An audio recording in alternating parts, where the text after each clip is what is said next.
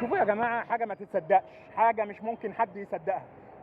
احنا في مصر، مش في بنجلاديش ولا جنوب افريقيا ولا الدول اللي هي عشوائيه ولا مناطق عشوائيه. لا، احنا في وسط البلد يا جماعه. احنا في شارع الازهر يا جماعه. عارفين يعني ايه شارع الازهر؟ ده شارع الازهر، شارع الازهر اللي موصل ما بين العتبه وبين ميدان الحسين. يعني شارع رئيسي، يعني اكبر شارع فيك يا جمهوريه مصر العربيه. بص عامل ازاي. ازاي يحصل كده؟ يعني انتوا جايين يا حكومه، يا حكومه، ازاي تدوروا على الناس اللي هي قاعدين في بيوتها وتطلعوا لها قانون، تطلعوها منها، تطلعوا الناس اللي قاعدين من بيوتها بقانون وسايبين الناس اللي قاعدين بوازين الشوارع كده. اني اولى اللي تطلعوا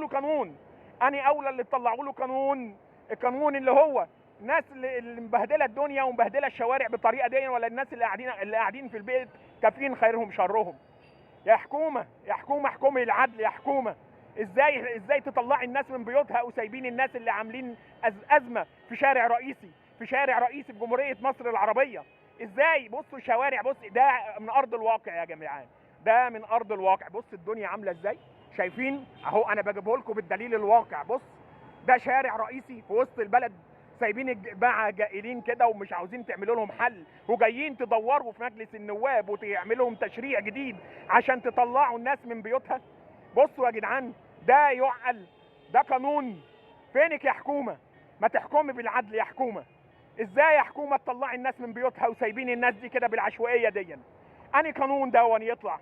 انتوا قاعدين بتدوروا على الناس اللي كافين خيرها شرها تاذوها وتطلعوها من بيوتها وتهجروها وتدوها شقق تانية. احنا مش عاوزين شقق تانية، احنا عاوزين شقتنا وعاوزين بيوتنا اللي اتربينا فيها.